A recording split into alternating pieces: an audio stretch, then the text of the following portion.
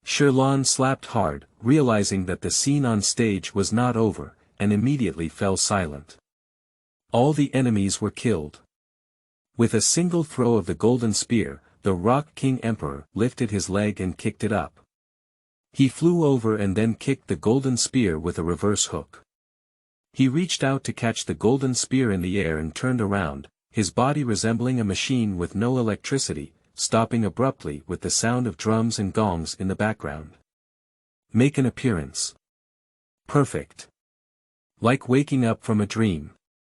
Okay. Okay. Everyone cheers. The audience below cheered neatly and warmly. Sherlan clapped her hands hard and her face turned red. Although he doesn't understand the play, playing it is still very appealing to him. And it was in such a lively atmosphere on site. Boss Yun's figure is flawless, and his final appearance is accompanied by the sudden stop of the gongs and drums. The deafening silence makes one unable to help but exhale a mouthful of turbid energy, feeling refreshed and refreshed. The cheers from the audience were constant, and their emotions were high. The curtain fell and then rose again, with a dark green figure appearing on stage. Sherlan widened her eyes. Yunjin. Did she actually come on stage? End of this chapter. Chapter 6. Sings about the demon-conquering saint. You are listening at novelfull.audio. Chapter 6 sings about the demon-conquering saint. Backstage, Yunjin took off her costume and was dressed in white. She was carefully wiping her face and slowly removing her makeup. Thinking of her perfect debut just now, her excitement lingered for a long time. A performer suddenly shouted, "Young class leader, there is a child named Sherlan outside who is coming to find you. Do you know him?" Sherlan. Yunjin immediately remembered the boy with a cloth bag slung across his shoulder, as if she had just seen him from below. "It's my friend who can let him in." After a while, I heard a tender voice. "Excuse me. Is there anyone here?"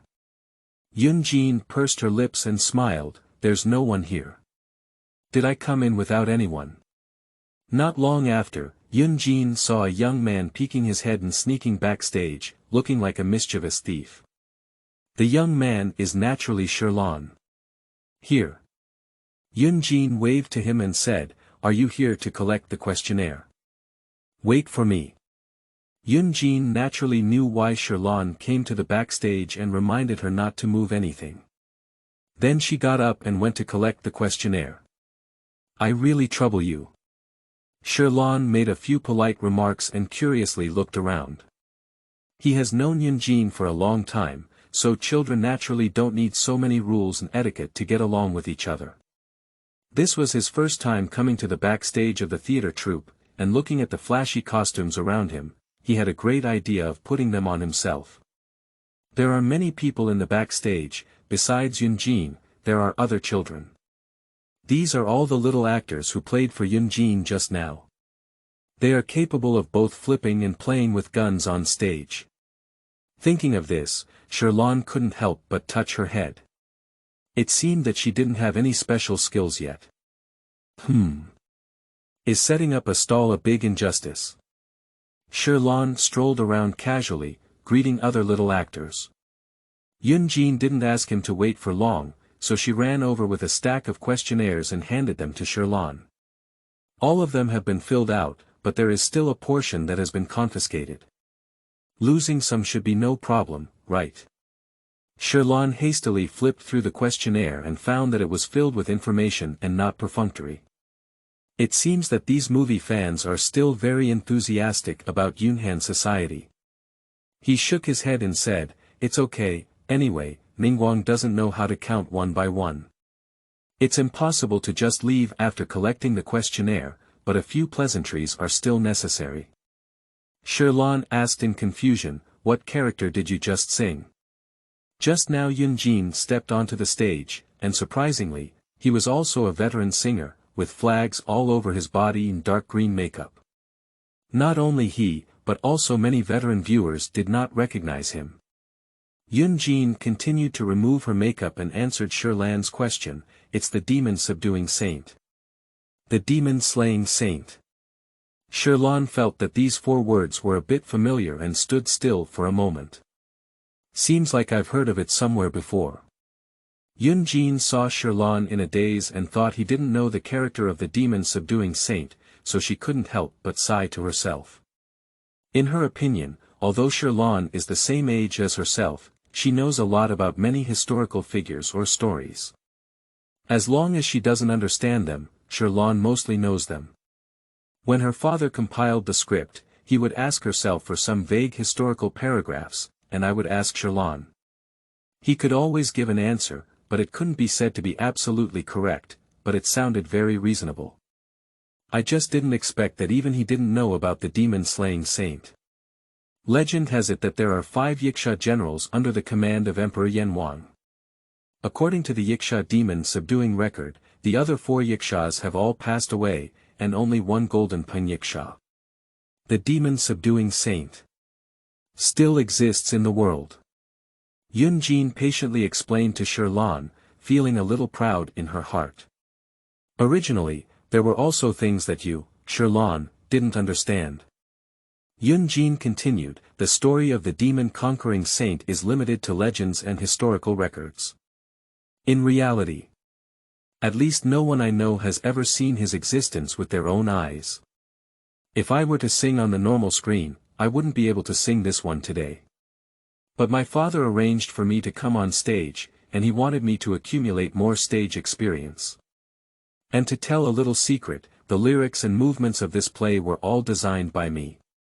I asked many people for help, listened to many legends, and finally pieced together this short story. But I didn't expect so many people to not know the demon-subduing saint, or even his story. But fortunately, today's performance was still successful and didn't ruin the bowl. Yunjin crossed her waist, her small face full of pride. However, after waiting for a few seconds, she did not hear the expected praise from Shirlan. She looked back in confusion and saw that Shirlan, who had just been energetic, had a strange expression and a confused look in her eyes. "What's wrong with you?" Yunjin waved curiously in front of him. Seeing that he hadn't reacted yet, Yunjin felt something was wrong this time.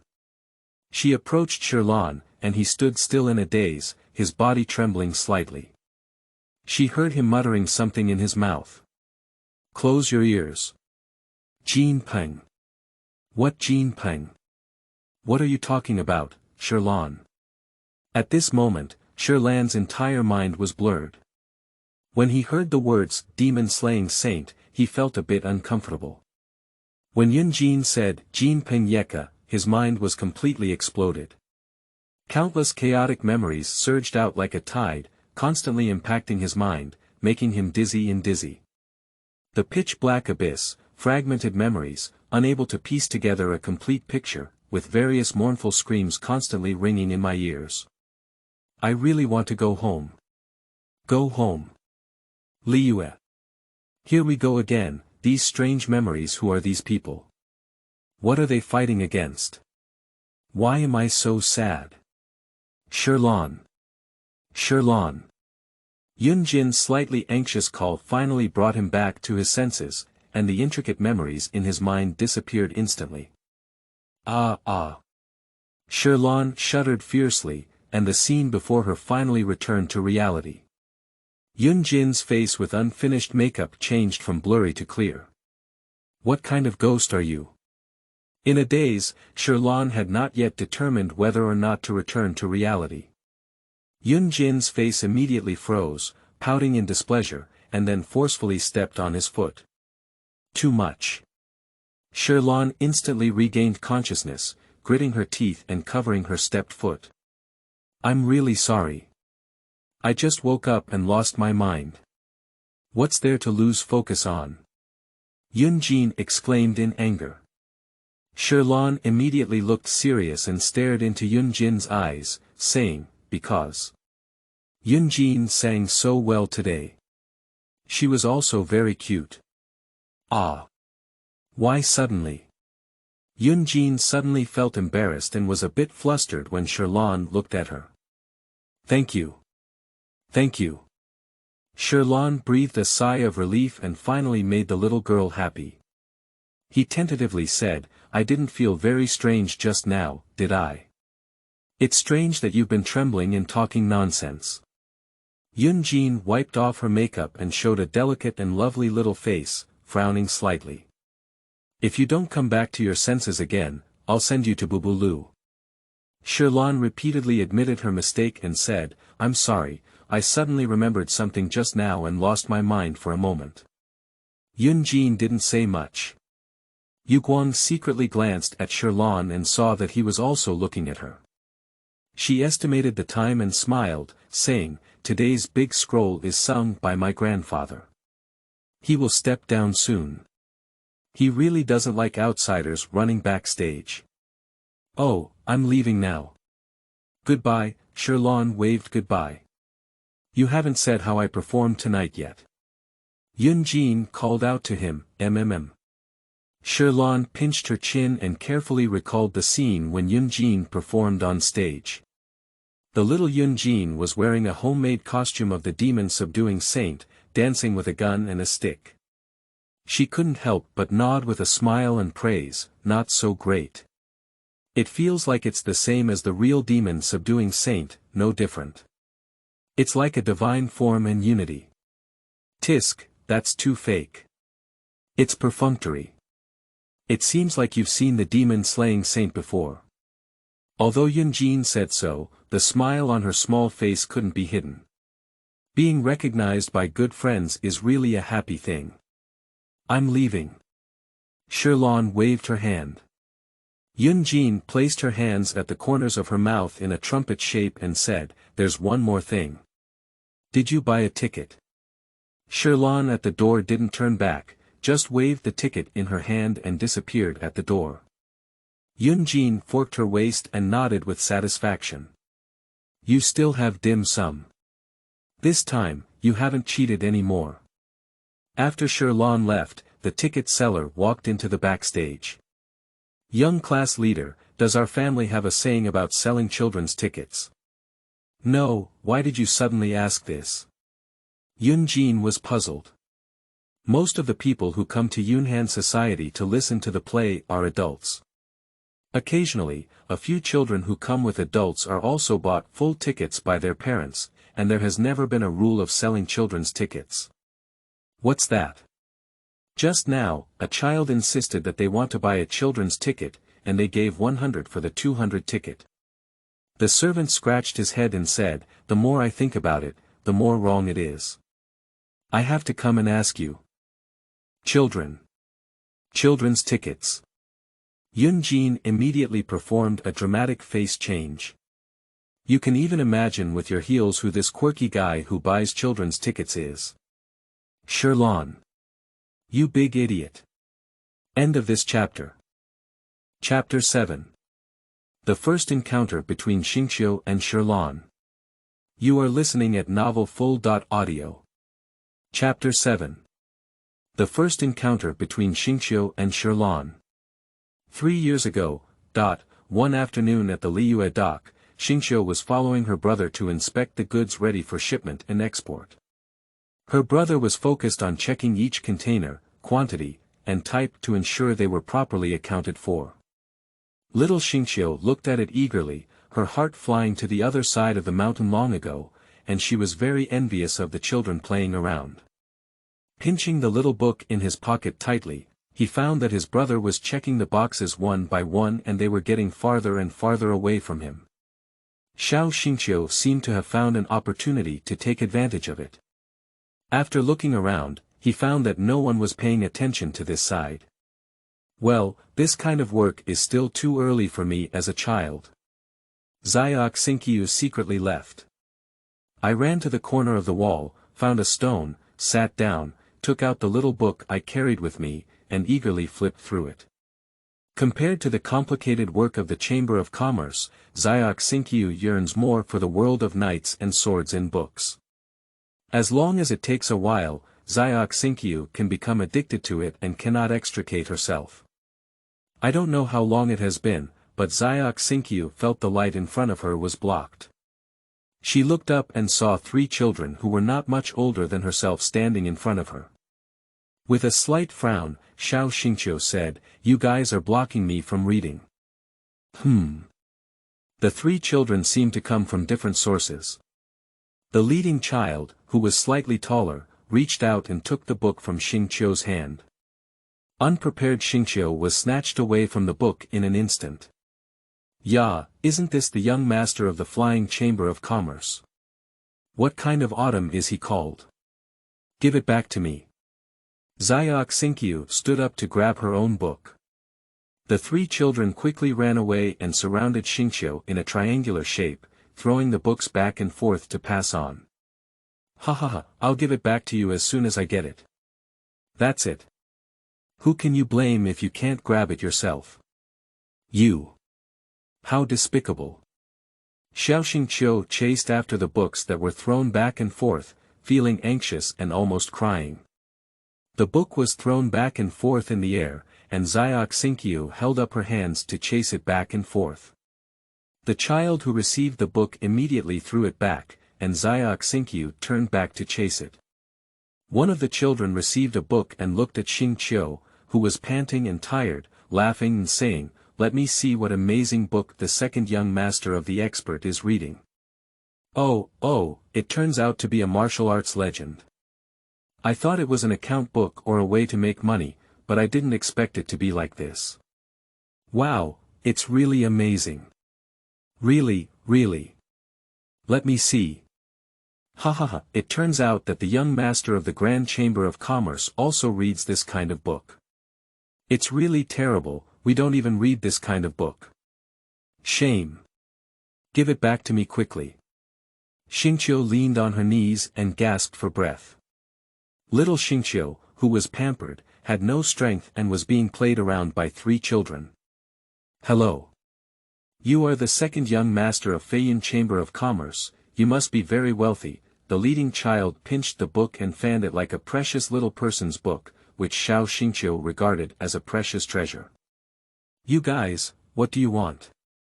"Okay, you give us 50, no, give us 100 moles, and I'll return the book to you. How about that?" Another little boy with a worried expression said, "Hey, Feng Jun, may I need too much? 100 moles. He should be able to afford it. He's a young master from a big business association." "You." Xingqiu clenched his little hand and Wei Chu's mouth was deflated, but the upbringing of his family made him suppress his crying. His eyes were red and he wanted to call for his brother to help. Feng Jun said fiercely, "How about it? If you don't give it again, I'll tear up this book." "Don't." Xingqiu blurted out. That book was finally brought back by Ah Su, and he had been hiding it for a long time without even reading a few pages. He absolutely couldn't let it be torn. "Then you pay. We'll sell it to you, how about it? Buying a super level and good-looking book called The Legend of Heroes for 100 moles is really worth it." "Okay. I'll just pay." Xingqiu blushed and felt endless humiliation, but she also had to bow her head. Reaching into her pocket, Xingqiu took out 100 moles and reluctantly handed them over. "Here's the money, return the book to me quickly." Feng Jun received the money, and the 3 of them crowded together and whispered some more quietly, then turned around and said, "Now it's increasing in price. It costs 200 moles. Xingqiu was stunned and said, "What? You're starting from the ground." Feng Juanji said arrogantly, "I don't care. You need to give us another 100 moles, otherwise I'll tear up the book." "That's right. If you can get 100 moles, then you must still have money. I just heard the sound of money in your pocket." Xingqiu clenched the remaining mora in her pocket, her face full of anger. "This 200 mora is what he used to buy grilled tiger fish today. If it were really stolen by these bad guys, his happiness would be gone. Even though he is the second young master of Feiyin Chamber of Commerce, he is just a child now. How could he have too much money on him? His brother gave him 200 moles just to let him come to the dock. Unexpectedly, he will be snatched by a few bad kids now. But if they don't give money, they won't come back, and if they give money, they can't guarantee whether they will want more. What should I do? What should I do? Brother, come and save me quickly. Hey, you guys, quickly give the book back to someone else. Suddenly, a childish voice came from behind the three children. The three children were also startled, thinking that an adult had arrived. When they turned around, they saw a little boy who was even shorter than themselves standing there, wearing a brown long shirt and carrying a cloth bag diagonally, with bulging contents inside. They both breathed a sigh of relief without prior agreement. As long as it's not adults coming, it's good. As for this little brat, just scare him away. Don't delay us from making money. Facing the army with a fierce expression, he threatened and said, hurry up. Don't meddle in your affairs. Otherwise, we'll beat you up. To their disappointment, the little boy in front of them didn't show any fear at all. Instead, he slowly walked over with impatience. Where did all that nonsense come from? Bring it to you. The little boy approached Feng Jun and quickly snatched away Xing Qiu's book. Then he grabbed Feng Jun's arm and casually threw it to the side. Feng Jun, who was even taller, was thrown far away and stumbled to the ground, looking bewildered. How did I fly so far? The other two little boys stood still in shock, looking at him with shocked faces. Here, your book. Xingqiu looked at the little boy in front of him, and similarly, he was also frightened by the child in front of him. Seeing the other person's kind smile, Xingqiu was certain that they had actually returned the book to him. He quickly took the book and carefully checked if it was damaged. Thank you. This person seems to be helping me, but why are their eyes so disappointed? Feng Jun, who fell in the distance, looked bewildered and didn't react. For a long time, he blushed and felt insulted. Surprisingly, he was thrown so far by a child who was not as tall as him. Angry and embarrassed, he shouted, "You guys, go and hit him. Get the book back." The other two children looked at each other, agreeing that neither of them dared to step forward. Hit him. Hey, he's Sherlon. Sigh. Who is Sherlon? If you want to fight him, go fight him. You don't even know Sherlon. He's a little tyrant who lives on Shawayan Street. He's so strong. Exactly. A few days ago, someone saw him carrying a whole wild boar into the city alone. It is said that he was the one who brought down that wild boar. What kind of wild boar? Can he defeat a wild boar when he's only around 10 years old? I don't believe it. Feng Jun got up from the ground with a wheel, obviously not being beaten by reality. He raised his small fist and charged straight toward Sherlon. Not a big person, not a bad temper. Sherlon exhaled from her nostrils, her small figure imposing and fearless. She took a step forward and grabbed Feng Jun's collar, lifting him up to the ground. Then with a wave of his hand, he threw Feng Jun out like he was throwing tattered clothes. Feng Jun fell into the distance, looking at his own hands and then at Sherlon Xingqiu in the distance. It was only then that he realized and covered his buttocks, crying loudly, completely losing his arrogant demeanor. What great strength! Xingqiu was stunned. The two companions of Feng Jun ran away like frightened birds, afraid that it would be their turn next. How terrifying! Let's run. Sherlon will throw us into the sea to feed the fish. Wait for me. You too. Feng Jun saw his little friend running away, wiped his tears, and got up to run. Sherlon caught up with him, patted his shoulder, reached out her hand, and remained silent. That already explains everything.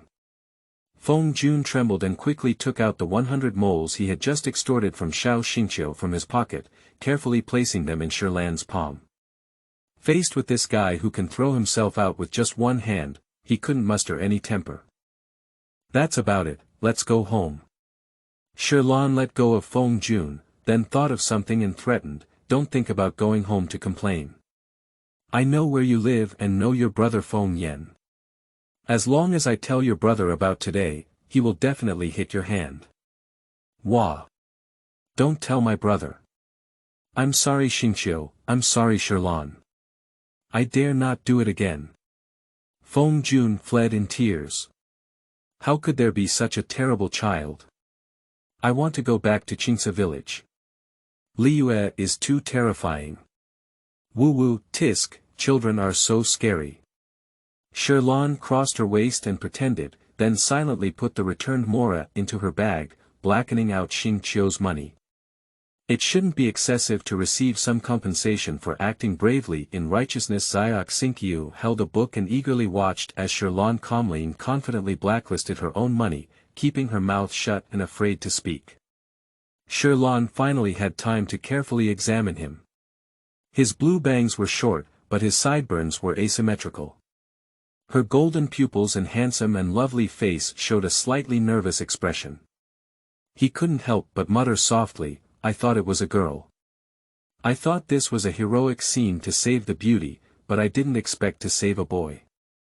But Xing Qiu is really very tactful." The second young master of Feiyin Chamber of Commerce, "Don't bring a bodyguard when you go out. If I were a thief, I would also rob." Sherlan pursed her lips. Xingqiu was very aggrieved and said, "There are bodyguards. I just want to stay alone for a while." "Is that book really so precious?" Sherlan curiously leaned over to see what kind of book made Xingqiu really value it. "For me, it's very important." Xingqiu hugged the book tightly, afraid of being ridiculed by Sherlan when she saw the title. "I see it." Sherlan was very short-sighted and said proudly, "No matter how tightly you cover it, it's useless." Xingqiu pouted and revealed the book, breaking it and throwing it. "The legend of Xia is really beautiful. Why do you all have to laugh?" Sherlan scratched her head and said, "Laugh. I'm not laughing, I just said I saw it." Then he solemnly said, "I have also watched The Legend of Heroes." Precise grasp. Xingqiu's eyes lit up, as if she had found a close friend, and she urgently said, "How about it? Is the pillow jade in the book very handsome? With a strong sword, justice is awe-inspiring." Average." Sherlan spread out her hand. "Why?" Xingqiu was very dissatisfied, but he was his idol. How could he just average with him? Sherlan commented, "The beginning was good, but the later part was too much discussion. Zhenyu is just a swordsman and doesn't even have a divine eye. He can actually fight 3 opponents with divine eyes alone, which is not realistic." Xingqiu stubbornly said, "The owner of the divine eye can actually be defeated by ordinary people." "How could it be? People with divine eyes must be very strong, comparable to immortals. How could ordinary people defeat immortals?" "I don't believe it. If I were a swordsman, I could definitely do it." "Really? Are you a swordsman?" Xingqiu was dumbfounded and didn't dare to look at Sherlan. His voice was as soft as a mosquito. "No, my family doesn't allow me to learn martial arts. They just want me to learn how to do business and read accounts. And even if it's learning martial arts, there's no place to learn. Not long ago, Liyue's last martial arts school also closed. Xingqiu is very disappointed. In the place where there are many descendants of immortals and owners of the Eye of God in Liyue, traditional martial arts schools can no longer go down. Instead of practicing martial arts with hard work, many people prefer to let their own children go into business. Earning more mora is the hard truth. If you really want to learn martial arts and become stronger, the only way is to join the Qianyan army. However, Qianyan army also has a specialized training method that emphasizes teamwork and obedience. From any perspective, it is not a place where great heroes can be trained. The traditional martial arts school is closed, and the Qianyan army is too strict. Xingqiu's martial arts dream can only be in his dream. Shirlan pinched her chin and thought carefully before pounding her palm and saying with a smile, "No, there's another one. Liyue also has a traditional martial arts holy land, it depends on whether you have the courage to learn." Xiao Xingqiu's eyes suddenly lit up and he said, "Is there another one? Where is it?" Shirlan smiled and said, "That's it, Gu Hua Pai. The Gu Hua school." Xingqiu hugged the book in her arms, her heart beating faster and faster. Gu Hua Pai. End of this chapter. Chapter 8. A Big Puzzle. You are listening at novelfull.audio. Chapter 8. A big puzzle. Time goes back to the present. Shirlan squeezed out of the crowd in Yunhan society, patted his clothes, thinking about whether he could try to deceive him again in the future. Of course, he didn't know that the child ticket issue had already been exposed, and there might be a bad time for him next time he came. I took out my pocket watch and looked at the time, muttering that I might be able to make it. Then I stepped out of my short legs and went downstairs to Feiyin Slope, next to the General Affairs Department of Liyue, at the headquarters of Feiyin Chamber of Commerce. This is the last friend he asked for. Xingqiu's home. It can't be called home, their family has a bigger villa, and this is just the headquarters of Feiyin Chamber of Commerce. At noon, I met Xingqiu on the street. After asking for help, the other party said they could find him at the headquarters of Feiyin Chamber of Commerce in the evening, and then find Xu to lead the way. At this moment, the Feiyin Chamber of Commerce opened its doors wide, and many merchants and customers were conversing. The figures were mistaken, and Shirlan even recognized many acquaintances. Ah Su. Ah Su. Shirlan quickly found him, the capable assistant of Xingqiu. Oh. Master Shirlan. Xu helped his eyes and walked over quickly. You're here to find Master Xingqiu, right? He told me to wait for you here long ago. Come with me now. Thank you. Xu led Shirlan around the crowd in the hall and walked towards the backyard together. In the backyard of Feiyin Chamber of Commerce, Xingqiu is competing with Chongyun. Bang dang. Xingqiu threw the wooden sword aside and rubbed her slightly numb wrist, saying, "No, stop, stop." Chongyun also decisively withdrew. I can't learn anything at all. Xingqiu glanced at the two-handed wooden sword in Chongyun's hand, and then at her own small wooden sword. I can't stop it. Your attack is too fast, and a single-handed sword can't beat a two-handed sword at all. Chongyun scratched his head and comforted, saying, the wooden sword is relatively light and agile, and it can be swung more easily than the sword I use in my daily life. If it were a normal iron weapon, it wouldn't be so fast. Moreover, you haven't fully utilized the advantage of one-handed sword agility and haven't taken the initiative to attack, so of course you can't stop me. Xing Qiu leaned back on the chair to recover her strength, sweating profusely and said, It's so tiring. Can't you switch to a one-handed sword? Chongyun shook his head and said, I don't know how to use it. It's too light. Sigh. Xing Qiu sighed and felt lonely studying in the ancient Chinese school for the past 6 months. Sure enough, I'm not strong enough. When can I prove to Shirlan that a top swordsman can beat the Eye of God holder? When Shirlan arrived, while Xingqiu and Chongyun were in a daze, they saw Shirlan and his assistant Xu walking forward and backward. Hello. Xingqiu. Shirlan started greeting from a distance. A brown long shirt with sleeves rolled up to the elbow, and a cloth pocket slung across the body. Long time no see Xingqiu, Shirlan said with a smile on her face. And you, Chongyun, long time no see. Chongyun bit his popsicle and greeted with a smile, long time no see. Xingqiu said speechlessly, forget the heavy clouds.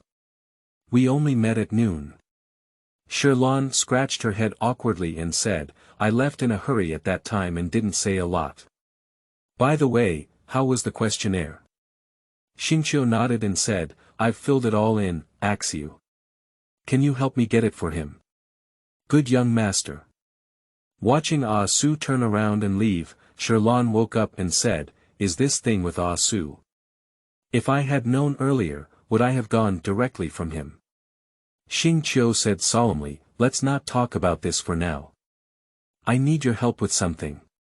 Whatever you ask for, you must respond." Xing Qiu handed over a wooden sword and said, "Let's have a sparring with me once." Sherlan remained silent for a while and slowly said, "Are you sure you didn't have enough to eat? What's that called? No, what gave you the courage to fight with me?" Sherlan asked in confusion. "The Gu Hua school has been studying for half a year, and surprisingly, it's so floating." Pop. Chongyun couldn't help but laugh out loud. Xing Qiu felt a bit embarrassed. "It's not a fight. It's a sparring. I just want to test my current level of skill." "Bai Jian, are you looking for Zhongyun? He belongs to a demon-subduing family and is skilled at playing wooden swords." "Correct it." Zhongyun raised his hand and said, "I don't need a wooden sword to eliminate demons." "Oh yes, your pure young body, you just need to sit for a while, the demon will automatically disperse." Chongyun collapsed his face and angrily bit the popsicle, saying, "I hate the pure young body." Sherlan took the wooden sword and waved it in her hand, saying to Xing Qiu, "Can I use my fists?" Xing Qiu was very calm and said, "You'll beat me to death with your fist." "Okay, but first of all, I don't know how to use weapons, you have to be careful." Xing Qiu quickly put on soft rubber protective gear. "I understand better than anyone else. So, let's start the competition." "Start." Xing Qiu held his sword and as soon as he looked up, he saw a bus slapping towards him, "Wait." With a crisp and pleasant sound. Before she could finish speaking, Xingqiu lay flat on the ground, her soft rubber helmet flying far away.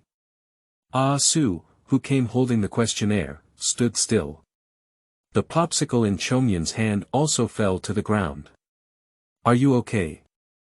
Sherlan quickly helped Xingqiu up and checked his condition. Xingqiu's eyes were full of confusion, looking at the world like a newborn child. Her white right face was visibly swollen, and a bright red streamed out of her nose. "Where is this?" Xing Qiu was bewildered. "I used a palm, not a fist," Sherlan argued for herself. "Why is it getting dark?" "It's already dark." Sherlan. Is it me?" Xing Qiu trembled, struggled to stand up, finally regained consciousness, and with a big tongue, said, "Lai Jia Jia Buddha. You guy, I'm really sorry, I only used 2 layers of force. I didn't expect you to be so weak and couldn't help but fan." "Young master. Are you okay?" Ah Su ran over anxiously and said with heartache. "There's no play in the nest."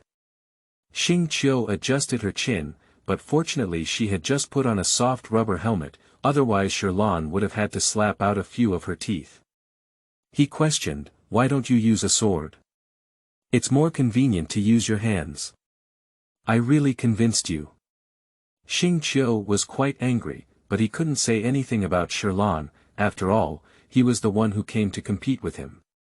With a depressed heart, Xingqiu brought a pile of protective gear and handed it to Sherlan. He said angrily, "You should also wear protective gear. Wooden swords are also prone to injury, and you should pay attention to the special paint on the tip and blade of the wooden sword. By then, you can judge the degree of injury based on the position of the paint on your body." "This is good." Sherlan nodded and took over the protective gear, putting it on one by one. The arm and leg protectors, chest armor, shoulder armor, helmet, and of course, special protective gear were also included. After dressing up neatly, Sherlan clenched the wooden sword in her hand and stood slightly nervously opposite Xing Qiu. He naturally won't hesitate in his martial arts, but when it comes to using weapons, he's a bit uncertain.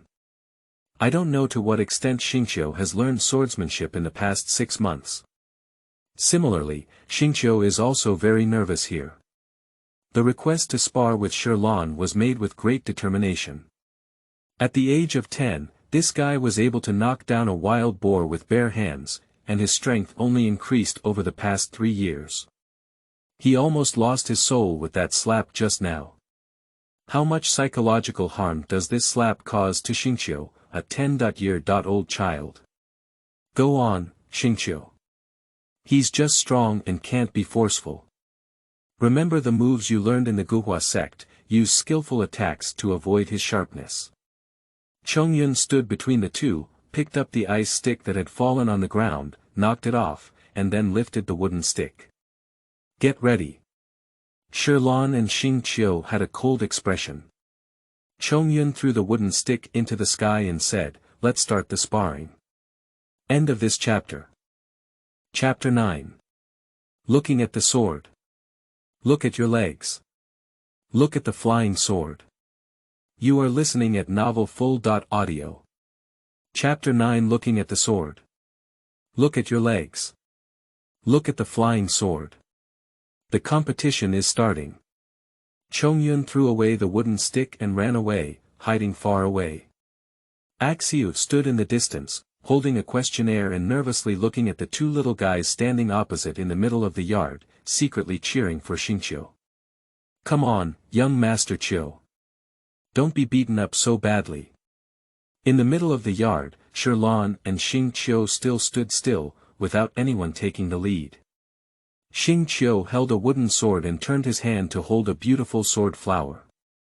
He shouted in a low voice, cutting rain and leaving rainbow. Rainbow sword. What's wrong? Just as Xingqiu was gesturing, Shirlan on the other end suddenly moved. His figure flashed and he disappeared into place in an instant. He grabbed his feet and ran wildly, leaping forward and wielding his sword towards Xingqiu, who was in a daze. Xingqiu's pupils suddenly shrank, and before he could react, a young yet imposing burst of alcohol came from above, while a dark shadow enveloped him. Look at the sword. Xingqiu looked up and saw Shirlan holding a sword falling from the air, with a playful expression on her face. He was completely stunned and said, "Humph." Before he could finish his move, this guy jumped and chopped towards him. No such thing. With a bang, Shirlan's wooden sword struck firmly on Xingqiu's head.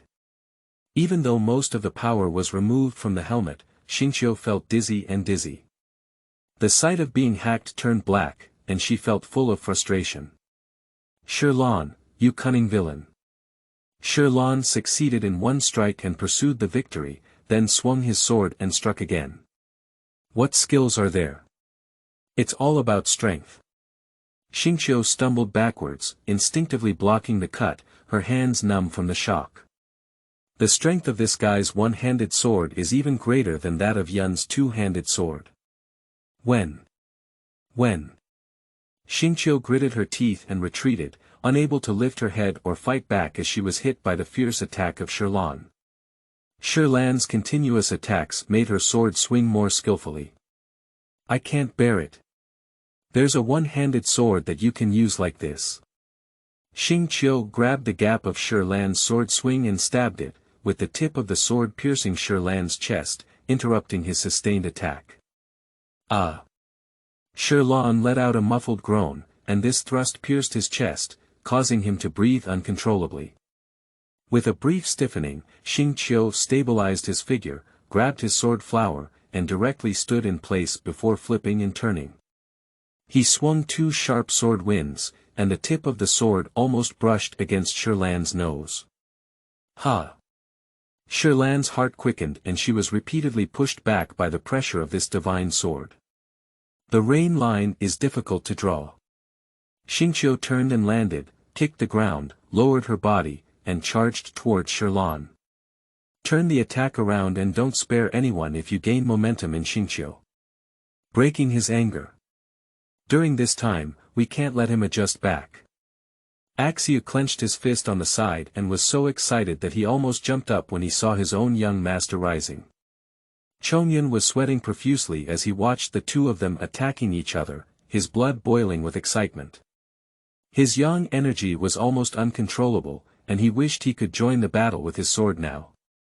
Swinging the sword of Xingqiu, Sherlan briefly adjusted her breath and found that she had already been cut many wounds on her body. Surprisingly, so much has been suppressed. We need to find some way. Xingqiu over there is also panting with a single-wielded sword.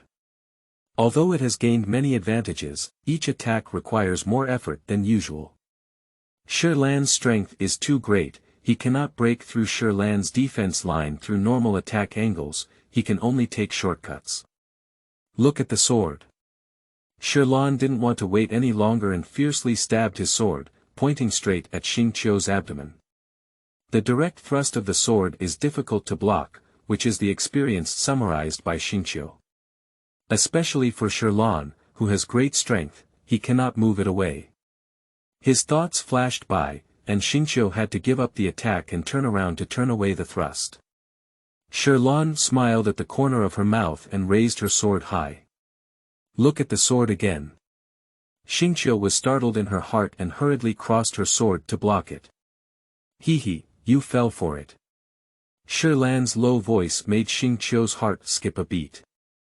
I saw that the sword raised by Sherlan did not strike down, but instead suddenly lifted her leg and kicked heavily against Xingqiu's stomach. Ah!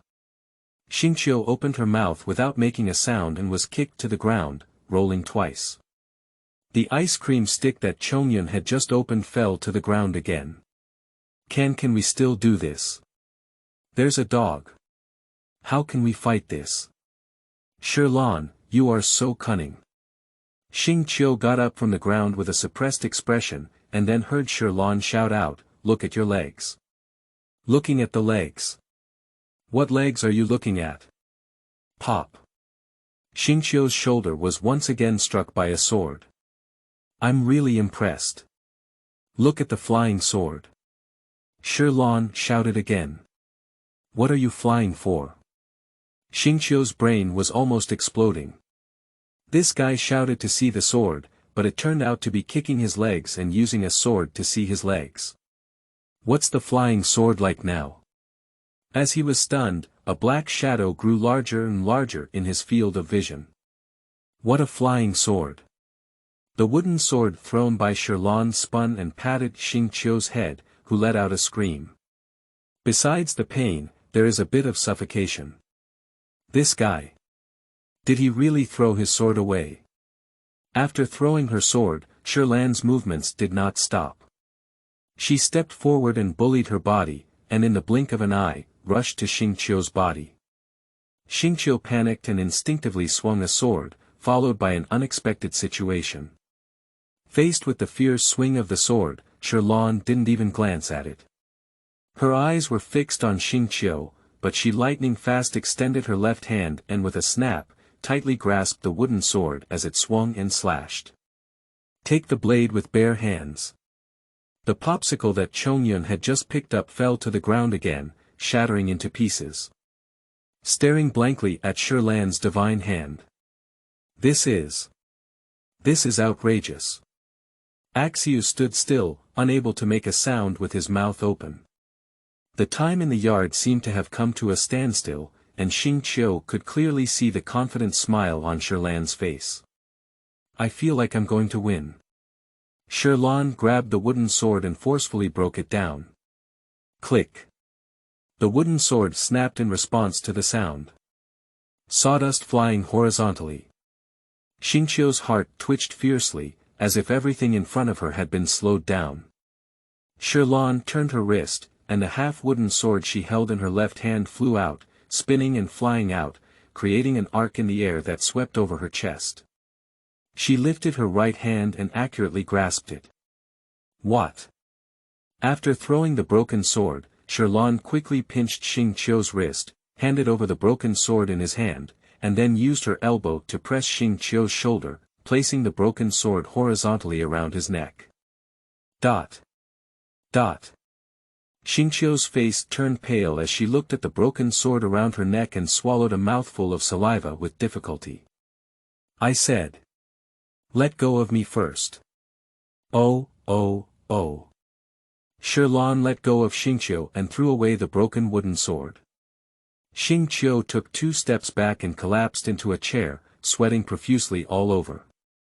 The weak gaze projected onto Shirlan's body, with 1,000 words in her heart but not a single word. Rogue. Strong. Confidence. Is this guy really human? Are you sure he's not a descendant of some immortal? Xingqiu closed his eyes and wanted to take a break. The scene just now was too impactful for him as a child. How did you do it? Chongyun ran over eagerly and picked up the broken sword. Your empty-handed move of throwing the sword and changing hands was amazing. Just throw it away, catch it, and that's it. Shirlan scratched her head. To be honest, the series of movements just now were all done by consciousness. He didn't even know why he had to take the blade empty-handed. It can be said that it was a sudden impulse. Or is it the inexplicable confidence in my heart? Hey, Xingqiu, how do you feel? Shirlan didn't forget to care about her friend who had been hurt by her. Thank you, I'm fine. Xing Qiu stood up weakly and gave Shirlan a deep glance. He really learned too much from this sparring. In various senses. End of this chapter. Chapter 10. He is too easy to deceive. You are listening at novelfull.audio. Chapter 10. He is too easy to deceive. Look at the sword. Look at your legs. Look at the flying sword. These 3 moves seem to be forever imprinted in Xingqiu's heart, while also opening the door to a new world for him. He knew for the first time that a fight could still be fought like this. It seems like you won. Shirlan took off her protective gear and said somewhat disappointed. Although his final attack was strong, before that, he had already been painted with many wounds by Xingqiu. From his abdomen to his shoulders and heart, there were more than 10 sword marks of all sizes. If it were in reality, he would have bled to death long ago and there would be no follow-up. There's no way, after all, Shirlan relies on brute force and instinct, which cannot compare to Xingqiu's professional swordsmanship. No, it's you who won. Xing Qiu took off his helmet, which had a striking sword mark on it, which was the mark he had been struck by Shirlan when he waved his hand at the beginning. You made me understand that those so-called flower racks are useless. In the real battlefield, this will only give the enemy an opportunity to take the initiative. Correct and reasonable. Shirlan received this praise without hesitation. He also secretly admired Xingqiu's talent in his heart. In just half a year, he had such combat power, which reminded him of the bold words of 3 years of Qianqiu, top swordsman will definitely defeat the Eye of God holder. Perhaps, when Xingqiu grows up, he can really do it. Xingqiu seemed to have opened her mind, her face much better than before, and her emotions gradually recovered. She said to Shirlan, you have strength and speed, but lack skills. Otherwise, would you like to go with me to learn swordsmanship in the Gu Hua Sect? Learning swordsmanship. Shirlan hesitated for a moment before shaking her head. I prefer to use my fists and feet more than cold-edged ironware. However, I still understand that 2 fists are difficult to match a spear and sword. If there is a 2-handed swordsmanship course in the Gu Hua Sect, I can go and learn it. The feeling of heaviness in my hands is also very good, and even a 1-handed sword is fine. Xingqiu shook her head in disappointment and said, it seems that the Gu Hua Sect did not teach the 2-handed sword. However, if you want to learn the 2-handed sword, you can communicate with Chongyun. He uses the 2-handed sword. Zhongyun smiled and nodded, indicating that he had superb skills. Can he do it? Shirlan was skeptical. He knew that Chongyun was a demon-driving alchemist, and he also knew that he had achieved many victories, but he had never seen Chongyun actually take action. As Zhongyun lowered her head in disappointment, Shirlan changed her tone and said, however, I am still willing to learn simple skills, as long as you have time to teach me. That's no problem. Chongyun became happy again. His martial arts skills were not recognized by anyone and were not needed, which made him very depressed. Now that he had the opportunity, he was willing to pour out all his resources and teach him. I stay at home every night, and even if it's hot, you just need to come. I can teach you everything I know. That's a deal. Waving goodbye to Xing Qiu, who was applying ointment to her face, at 9 p.m., Sherlan finally collected 300 questionnaires. Next, go to the Moon Sea Pavilion to find Ningguang. This trip of work can earn a full 4,000 mora. 4,000 moles is already a decent income, enough for a family of 3 to meet their daily needs for about a week. Especially during this period, my father Shirshan has been bedridden, and this income is crucial. Yujingtai and Yuhating are places where the high-level officials of Liyue handle affairs, such as sweet rain and condensed light. As far as the 7 stars of Liyue, if there is an opportunity, you can see the respect of those in power here.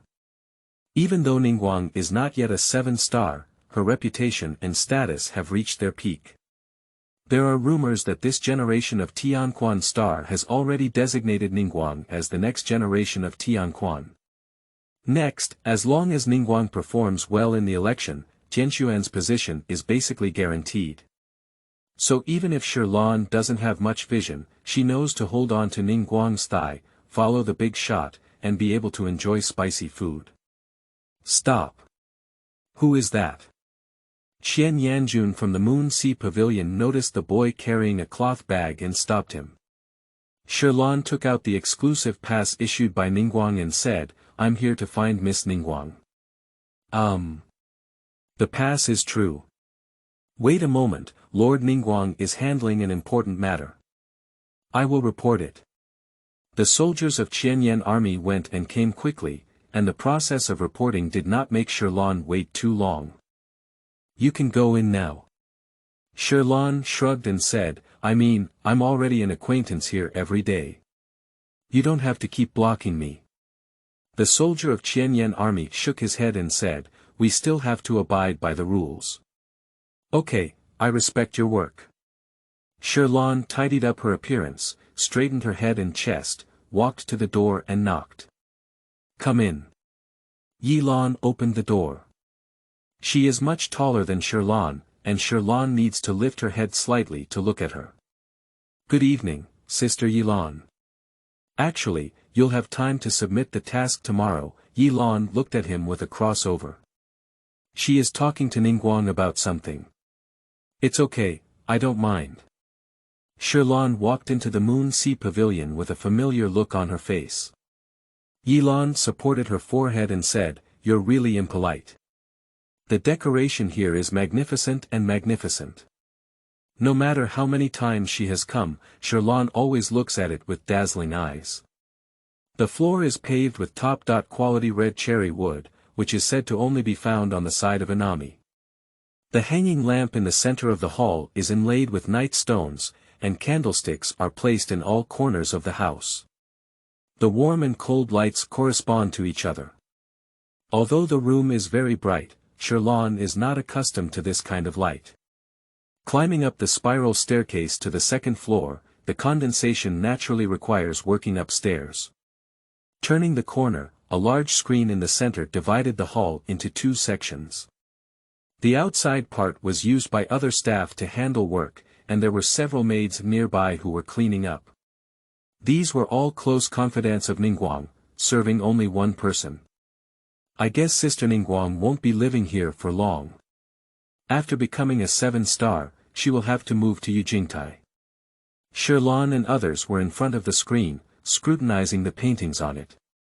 It is not difficult to recognize the stunning scenery in the painting as the mountains amidst the clouds, which is the most beautiful scenery of Liyue. Sherlan made up her mind to go and witness it with her own eyes if she had the chance. Ningguang, Sherlan is here. Yilan also followed suit. I don't know why, but Yilan doesn't have the same respectful attitude towards Ningguang as others. Instead, she looks very casual. Yilan's style and attitude sometimes make Sherlan worry for her whether Ningguang will give her small shoes. Let the little one come in. A pleasant voice came from behind the screen, accompanied by a hint of laziness. You can go in now, Yilan said. Shirlan wanted to roast. I can hear you. Ningguang's sister. With a different expression, when Shirlan walked into the screen, she could immediately see the woman with the highest authority in the future, Ningguang. Have you finished all your work? Ningguang sat behind her desk, leaning forward slightly on the table. Her arm, wearing black silk gloves, was resting on the table, supporting her side face with the back of her hand and playing with a cigarette bag with the other hand. She was lazy and leisurely, and this appearance of Ningguang was invisible to ordinary people. Shirlan looked cold and said seriously, "It's all done." He. Ningguang couldn't help but laugh as she looked at Shirlan's pretended serious expression. The sound is like a silver bell, gentle and melodious. There's no need to hold that serious demeanor in front of me, it's okay to relax a bit. Shirlan immediately put down her pretentious demeanor, took out a questionnaire from her pocket, and placed it on the table. I distributed and collected all the questionnaires in the afternoon, and they are all here, Shirlan said with a smile. It's exhausting for me. It's really hard on you. Ningguang picked up a questionnaire with her hands, her eyes slightly narrowed, and she briefly glanced at the questionnaire, with a hint of a smile on her lips. She was very satisfied with these answers. Is it really you who completed it alone? I gave you 2 days for 300 questionnaires, but I didn't expect you to be so capable. You completed it in an afternoon. The voice of Ningguang was gentle and plain, making it difficult to hear her true thoughts. This. Shirlan's brain raced around, and then she sighed and answered truthfully, I asked my friends for help, it's not just my credit. Liyue has nothing to hide from Ningguang, and he still knows this. Ningguang doesn't like children who lie. This is the wealthy woman on my own list, pointing at her for dinner. He. Ningguang couldn't help but laugh and put down his cigarette bag. He's such a reliable little guy. Alright, don't be too nervous either. Ningguang lazily leaned against the backrest of the sofa, looking at this little guy and couldn't help but want to tease him. What was the previously agreed compensation? Shirlan immediately regained her energy and extended 4 fingers, saying, 4,000 mora. Ningguang opened the drawer and pretended to be surprised. He took out a mora with a face value of 10,000 and shook it at his fingertips, saying, Oh my, I don't have any change here. Give you 10,000 mora. How about giving me change? Yilan leaned against the pillar, tilted her head, as if sensing something, feeling that Ningguang was going to deceive this. Shirlan counted the moles on her body, leaving exactly 6,000, 6 moles with a face value of 1,000. Just give it the change, but even though it's a task to earn a reward, it feels like buying something and doing a transaction. I thought I would give all that 10,000 moles to me. After changing the money, Shirlan happily said, then I'll go back first. If there are any more tasks, just let Yilan let me know. Yilan pouted and said, I'm not a runner. The reward had already been received, and Shirlan said goodbye. It was already very late and she had to go home to sleep. There was no time to chat here, and it was obvious that Yilan and Ningguang were talking about something. It wouldn't be wrong to leave quickly. Turning around and not walking far, Ningguang suddenly called out to Shirlan, shook the mora in his hand, and said, Little guy, wait a moment. I just found 4,000 mora here. How about you give me back 10,000 mora? How about that? Yilan pursed a smile. You shouldn't be fooled by this little trick, right? There is no suspense. Shirlan just scratched her head and didn't react for a while. She muttered that it was really troublesome, then took 4,000 moles and returned the 10,000, running out on her short legs.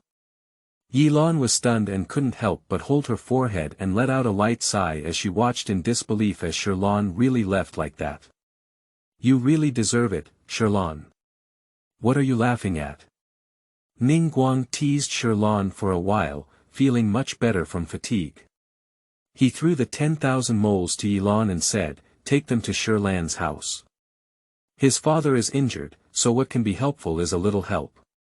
Then she added, anyway, you're on your way, it's just a small gesture.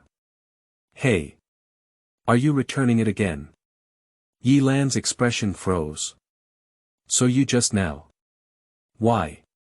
I just wanted to tease him, but I didn't expect him to really. Yi Lan shrugged and said, is it interesting to deceive a child? Indeed.